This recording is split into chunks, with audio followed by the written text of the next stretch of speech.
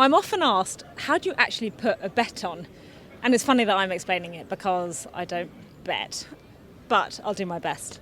So the first thing in my mind is to come and have a look at the horses, because even if you don't really know much about horses, you'll still get a bit of a feel for them, and hopefully there'll be one that stands out at you and says, pick me. So when we're looking at them, for me, it's looks and then also temperament. So I like to see them relaxed. I like to see them walking loosely. I like to see that they've got a nice shine on their coat. The negative signs often are sweating, jig-jogging, dullness in the coat.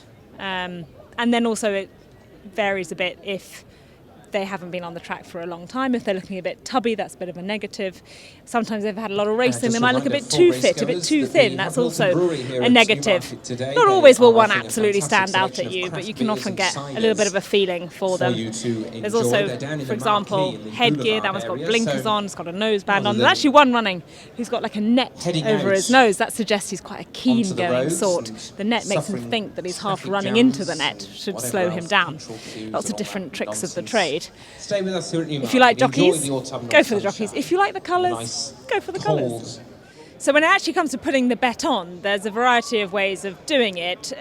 One option, especially here at the races, is betting with the tote. Then you've got the on-course bookmakers and you can bet on an app.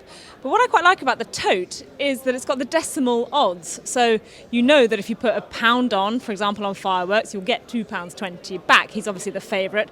Al-Hezabur, pronounced that really badly, you get £5.90 back. And when you're reading the odds, you can kind of see by the numbers that fireworks is quite a warm favourite. Then you've got a bunch of about 4 or 5 horses, all between the £6 to £8 marks. So they're all kind of in the betting, and then you've got a few bigger priced horses.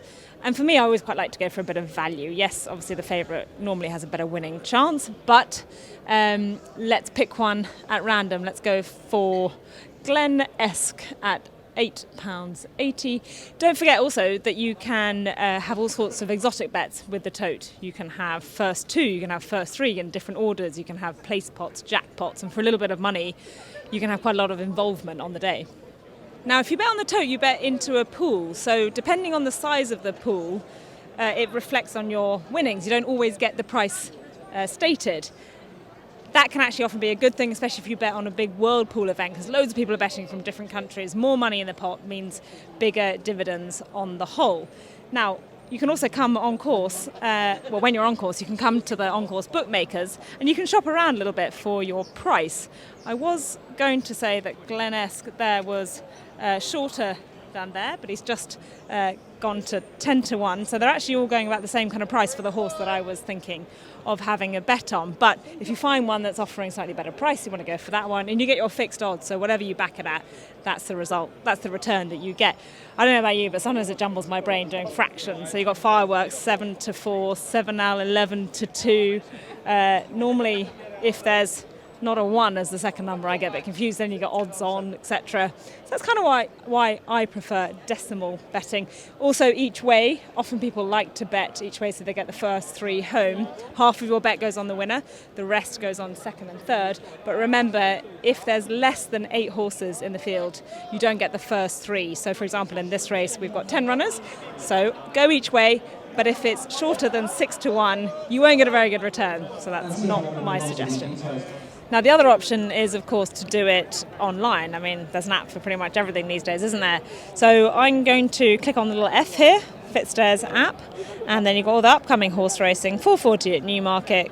Click on that, and then there you are. You've got the odds, fireworks again, your 13 to 8 favourite. There's a cluster of them around the 5 to 7 to 1. Glen-esque here is 11 to 1, actually, so better odds on the Fitstairs app. And there you go. Click on the odds, have your bet, and good luck.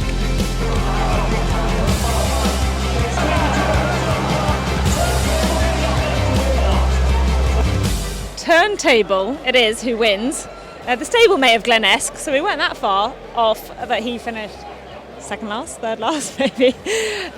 That's why I don't bet. But it's always important to remember, have fun with betting, bet within your means, and gamble responsibly.